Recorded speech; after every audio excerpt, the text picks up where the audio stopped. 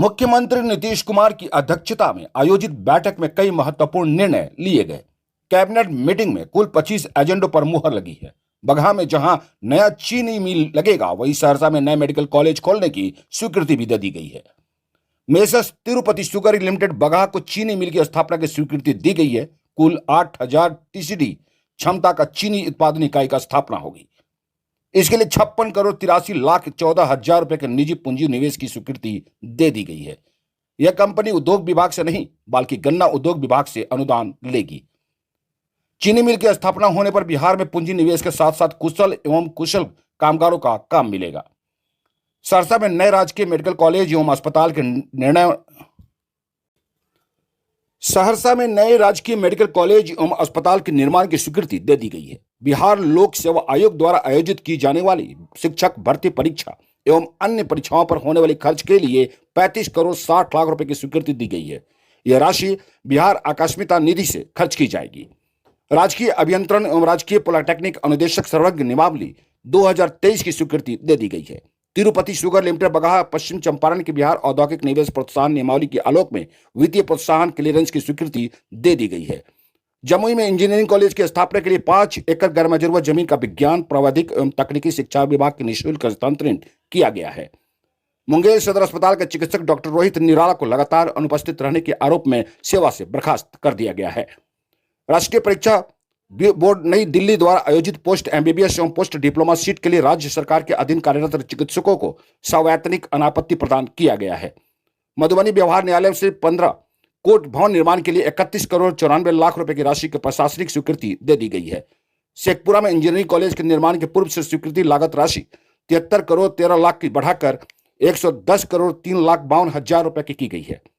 पटना महायोजना 2031 के अंतर्गत राष्ट्रीय उच्च पथ, राज्य उच्च पथ एवं न्यूनतम 30 मीटर चौड़ी सड़क से सटे भूखंडों पर पेट्रोल पंप, गैस स्टेशन एवं अन्य सुविधाओं की अनुमति दे दी गई है।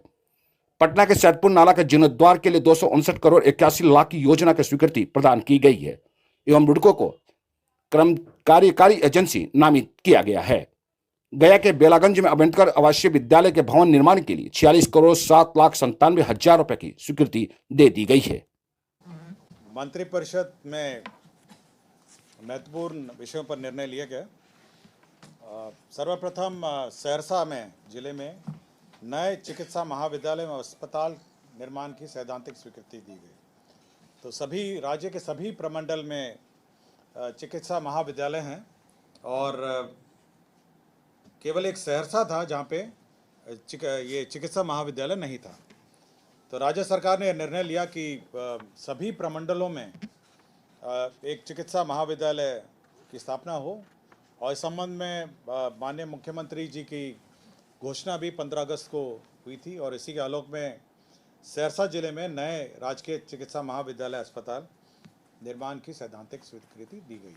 तो ये एक महत्वपूर्ण निर्णय है सहरसा और उस क्षेत्र के लोगों के लिए कि वहाँ अब एक राजकीय चिकित्सा महाविद्यालय में अस्पताल की स्वीकृति मिली है। इसके साथ साथ ये अनुसूचित जाति जनजाति के हम आपको प्राथमिकता के अनुसार बोलते हैं, तो इसलिए आपका ब्रेकिंग न्यूज़ के हिसाब से बोल रहा हूँ मैं। इसलिए अगर वैसे चलूँगा तो फिर मैं ब्रेकिंग न्यूज़ बोल रहा हूँ। तो 10 जो स्थानों पर अनुसूचित जाति जनजाति के कल्याण विभाग के डॉक्टर भीमराव अंबेडकर आवासीय विद्यालय स्वीकृत किए गए। यह 720 आसन के आवासीय विद्यालय हैं और इसके कुल प्राकृत राशि 46 करोड़ 7,97,000 है। तो 10 स्थानों पर है। ये राजकीय स्कीम के अंतर्गत डॉक्टर भीमराव अंबेडकर आवासीय विद्यालय से प्रखंड से अंचल मसौड़ी में, प्रखंड से अंचल मसौड़ी पटना में, प्रखंड से अंचल अकबरपुर जिला नवादा में, प्रखंड से अंचल छातापुर जिला सुपौल में, प्रखंड से अंचल विभूतिपुर जिला समस्तीपुर में, प्रखंड से अंचल पटना सदर जिला पटना में, प्रखंड से अंचल फुलवारी शरीफ जिला पटना में, प्रखंड से अंचल टिकारी जिला गया में, प्रखंड से अंचल बहादुरपुर जिला दरभंगा में, प्रखंड सह अंचल डोभी जिला गया में और प्रखंड सह अंचल बेलागंज जिला गया में। मैं फिर से पढ़ दूं। ये है प्रखंड सह अंचल मसौड़ी जिला पटना में, प्रखंड से अंचल अकबरपुर जिला नवादा में, प्रखंड से अंचल छातापुर जिला सुपौल में, प्रखंड से अंचल विभूतिपुर जिला समस्तीपुर में, प्रखंड से अंचल सदर पटना सदर जिला पटना में, प्रखंड से अंचल फुरवाली शरीफ जिला पटना में, प्रखंड से अंचल टिकारी जिला गया में, प्रखंड से अंचल बहादुरपुर जिला दरभंगा में, प्रखंड से अंचल डोभी जिला गया में और प्रखंड से अंचल बेलागंज जिला गया में। तो 10 स्थानों पर अनुसूचित जाति जनजाति के आवासीय विद्यालय निर्माण की स्वीकृति दी गई। इसका स्थल भी चयन कर लिया गया है और अब भवन निर्माण इस पर होगा। संबंधित एक महत्वपूर्ण योजना की भी आज स्वीकृति दी गई है। इसमें जो आपको पता होगा, ये जो सैदपुर नाला है पटना के अंतर्गत, सैदपुर नाला से पहाड़ी तक जाती है नाला, उस पर उसका जीर्णोद्धार और उस पर सड़क निर्माण की स्वीकृति दी है, जिसमें 259 करोड़ 81 लाख रुपए व्यय होंगे। ये आत्मनिर्भर बिहार 7 निश्चय 2 के अंतर्गत है।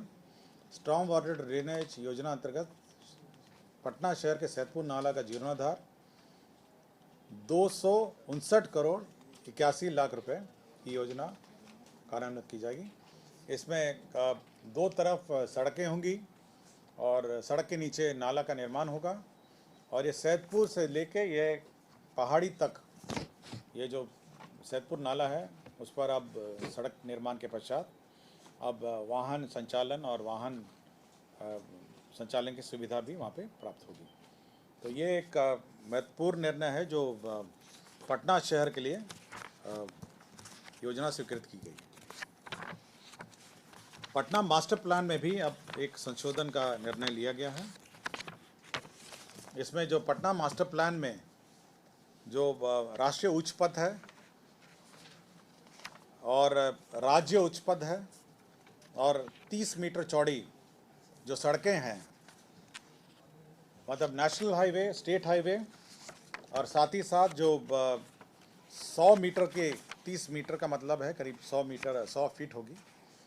इन सड़कों के किनारे अब पेट्रोल पंप का निर्माण, गैस स्टेशनों का निर्माण, मार्गीय सुविधा जैसे पार्किंग हो, वाहन ई चेकिंग हो, e charging, workshop, garage, bank, ATM और शौचालय के निर्माण किए जा सकें। पहले केवल कमर्शियल जोन्स में ये अलाउड था।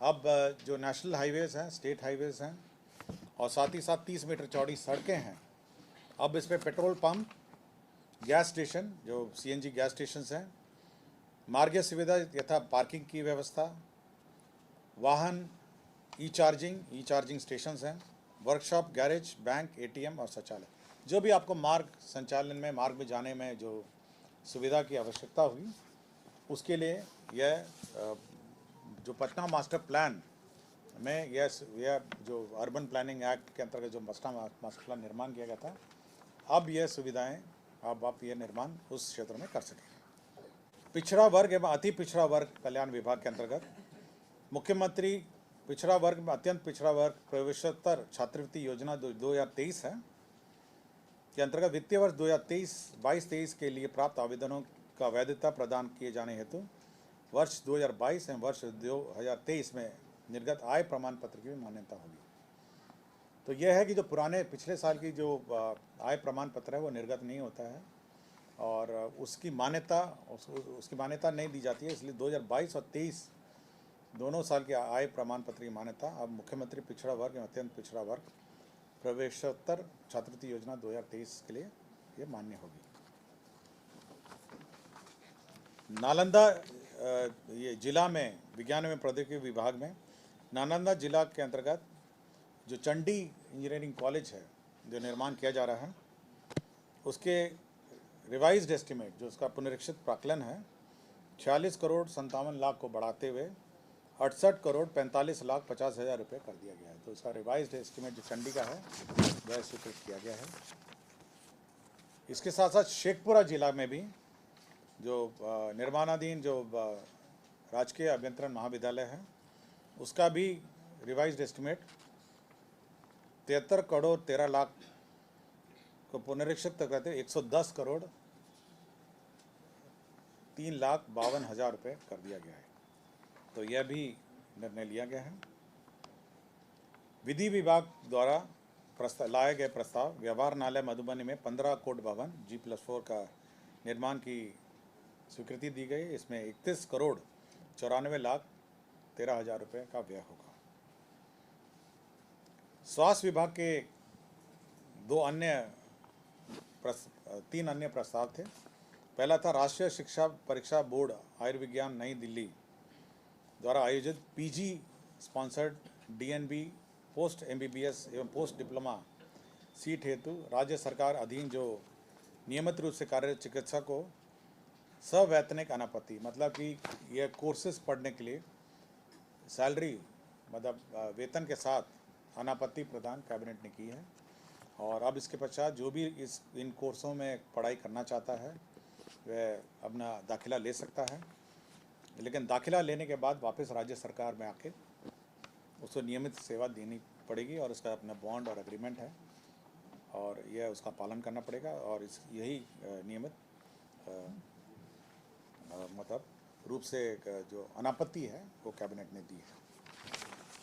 साथ ही साथ राज्य में जो OPD आपको जानकारी होगी कि जो राज्य सरकार में जितने भी कर्मचारी हैं, पदाधिकारी हैं, मिनिस्टर्स हैं, MLAs हैं, जो भी राज्य सरकार जिनको सुविधा प्रतिपूर्ति प्रदान करती है उसमें दांत के लिए रिइंबर्समेंट नहीं है, दांत के इलाज के लिए मतलब दांत के विभिन्न। तो राज्य सरकार ने यह निर्णय लिया कि OPD क्योंकि दांत जो कार्य होता है OPD में होता है, तो अब यह है जो OPD में जो दांत का ट्रीटमेंट होता है जिसमें टूथ एक्सट्रैक्शन दांत निकालने का, RCT रूट कैनाल ट्रीटमेंट और टूथ इम्प्लांट करने का जो खर्चा होगा वह राज्य सरकार प्रतिपूर्ति करेगी।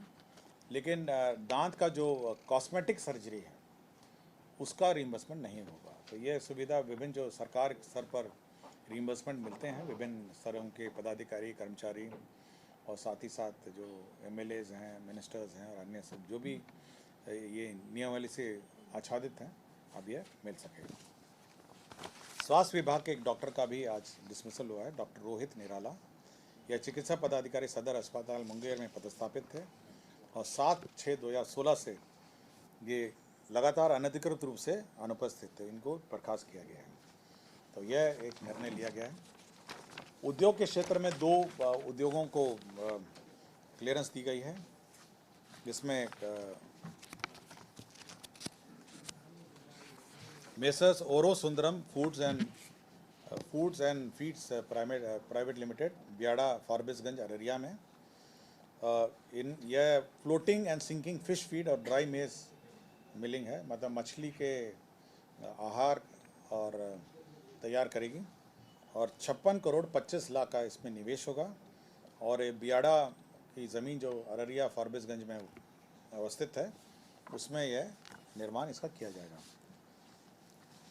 मेसर्स पश्चिम चंपारण को बिहार औद्योगिक निवेश प्रोत्साहन नियमावली 2016 के अंतर्गत क्लियरेंस दिया गया। यह चीनी निर्माण करेगी।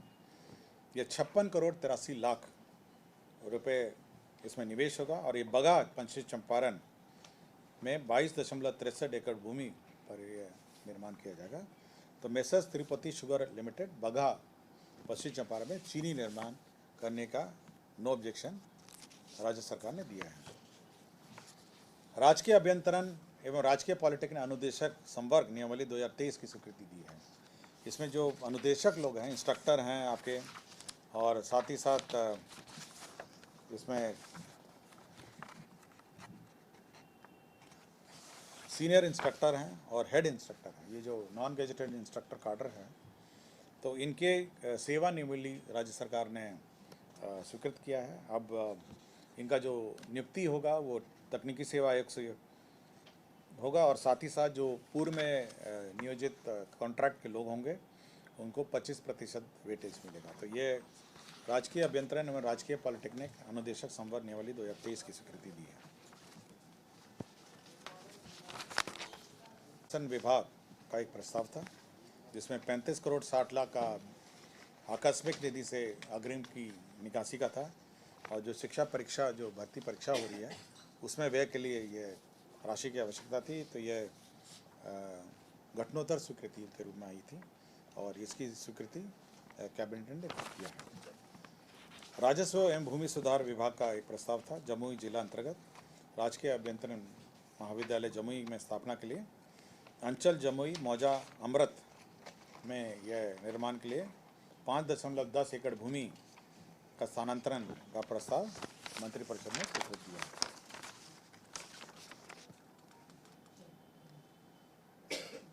तो ये मिला के कुल ये एजेंडा थे, ये 25 एजेंडा पे आज मंत्रिपरिषद ने स्वीकृति दी है। तो 25 एजेंडा,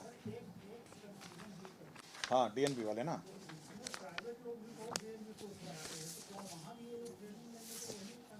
नहीं नेशनल आपका देखें ना, राष्ट्रीय परीक्षा बोर्ड आयुर्विज्ञान नई दिल्ली द्वारा आयोजित, ये स्पेसिफिक है। जो ये जो एग्ज़ाम है, एग्ज़ाम बहुत स्पेसिफिक लिखा हुआ है ना, ये सारे सबके लिए नहीं है। केवल जो आयुर्वेदिक ये जो एग्ज़ाम है राष्ट्रीय परीक्षा बोर्ड आयुर्विज्ञान नई दिल्ली द्वारा आयोजित, केवल उन्हीं के लिए है, ये सबके लिए नहीं है ये। और इसमें आपको पहले तो पढ़ना होगा, आपको पहले तो आप पढ़ के आएंगे, आपको सवेतनिक है, वेतन के साथ है, और साथ ही साथ अगर आप लौट के नहीं आएंगे या कोर्स बीच में छोड़ देंगे तो उसमें बहुत सारी कंडीशंस हैं, आपको वेतन भुगतान। देखिए जो भी होगा, जो भी राष्ट्रीय परीक्षा बोर्ड आयुर्विज्ञान नई दिल्ली द्वारा आयोजित है, अब मैं स्पेसिफिक संस्था के बारे में नहीं बता रहा हूँ, जो इस परीक्षा के माध्यम से लिखेंगे, एडमिशन पाएंगे, उनके लिए ये व्यवस्था है। मैं बाकी व्यवस्था के बारे में नहीं बता रहा हूँ। और उसके बाद बहुत सारे नियम भी हैं कि अगर आप नहीं करेंगे तो आपका जो 15 लाख रुपए वसूली होगा, फिर आपका वेतन जो भुगतान हुआ है उसका वसूली होगा। बहुत सारे कंडीशंस है जो सामान्यतः अगर आप ट्रेनिंग सरकारी खर्चे पे कर लिए और वापस राज्य सरकार में अपना योगदान दे के काम नहीं करेंगे तो ऑब्वियसली उस पर शर्तें भी हैं, तो सशर्त है इसमें से बहुत। ये है एपी न्यूज नेटवर्क और आप देख रहे हैं आखिर प्रहरी, खबरों की पड़ताल तह तक।